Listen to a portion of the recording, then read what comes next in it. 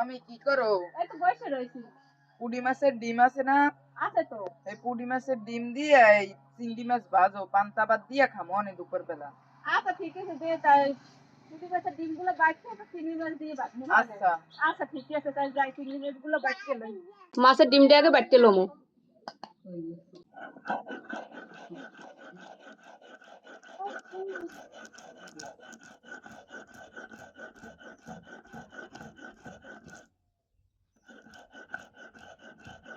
মাছের ডিমটা বাটা হয়ে গেছে, এখন চিংড়ি মাছগুলো বাইটতে লমু।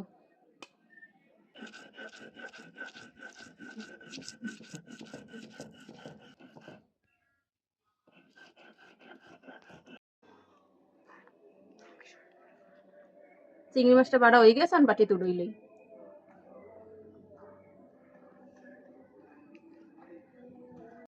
মাছের ডিম বাটা, পেঁয়াজ কুচি, পরিমাণ মতো লবণ, মরিচের গুঁড়ি, হলুদের গুঁড়ি, সবগুলো এখন ভালোভাবে মাখাই লমু। সবগুলো মাখাই হয়ে গেছে, এখন ভাজতে যাবো। ডিম ভাজার লেগে চুলায় ফ্রাইং প্যান দিয়ে দিছি। ফ্রাইং প্যান গরম হয়ে গেছে, এখন তৈল দিমু। তৈলটা গরম হয়ে গেছে, এখন ডিমটা তৈলের মধ্যে দিয়ে দেবো।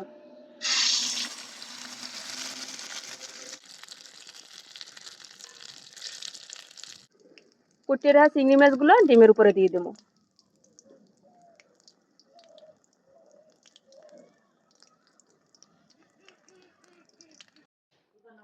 ডিমটা এক পাশ হয়ে গেছে, এখন অপর পাশ উল্টাই দেবো।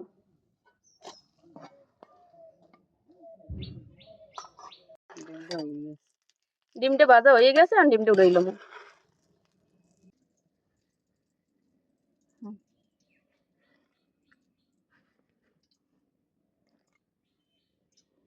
চিংড়ি মাছ দিয়ে কিন্তু মাছের ডিম ভাজা রেডি। এখন খাইয়ে দেখার পালা কেমন হয়েছে। এখন পান্তা ভাত দিয়ে খাবো। অ্যাকশন। দর্শক, পুঁটি মাছের ডিম দিয়ে চিংড়ি মাছ ভাজা শেষ, এখন পান্তা ভাত দিয়ে খামো। বিসমিল্লাহ।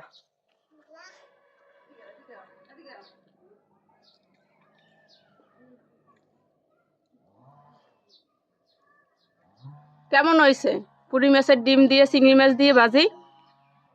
দর্শক, পুঁটি মাছের ডিম দিয়ে চিংড়ি মাছ ভাজাটা আসলেই অনেক মজা হয়েছে। আপনারাও একবার ট্রাই করে দেখবেন, অনেক স্বাদ লাগবে।